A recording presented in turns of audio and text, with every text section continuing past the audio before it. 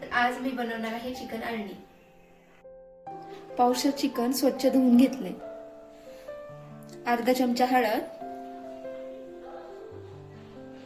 आणि थोडं मीठ मिक्स करून घेऊ आणि 10 ते 15 मिनिटं ठेवूया।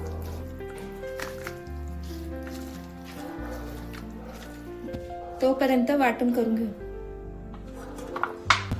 वाटण करण्यासाठी घेतले थोडी कोथिंबीर, 2 मिरच्या, अद्रक आणि लसूण।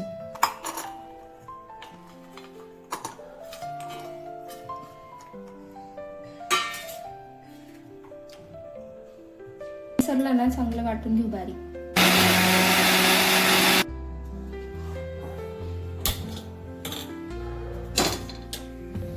कढई चांगली तापली आहे, त्याच्यात 1 चमचा तेल,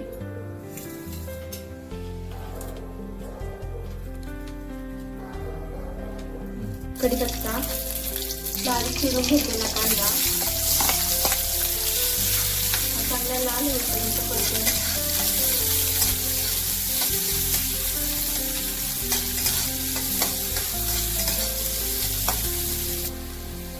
टोमॅटो पण चांगलं परतून घ्या। कांदा टोमॅटो चांगला परतून झाले, 2 चमचे आपण वाटण टाकून घेऊ, परतून घेऊ।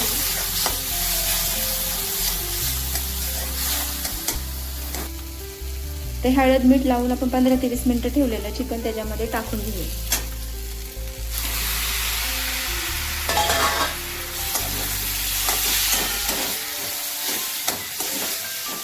चिकनला चांगलं परतून घेतले, आता त्याला झाकण लावून ठेवू, म्हणजे चिकनला पण पाणी सुटतं। समजतं पाणी सुटलेलं आहे, आपण त्याच्यामध्ये ना आता हे पाणी एका पातेल्यात गरम पाणी करून घेतलं होतं, हे त्याच्यामध्ये ऍड करू।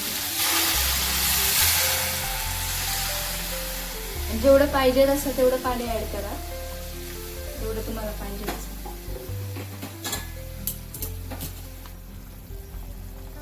थोडंसं चवीपुरतं मीठ टाकून घ्यायचं।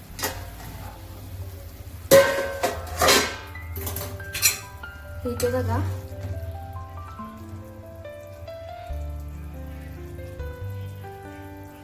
चिकनही छान शिजले आणि सूपही छान तयार झालेले।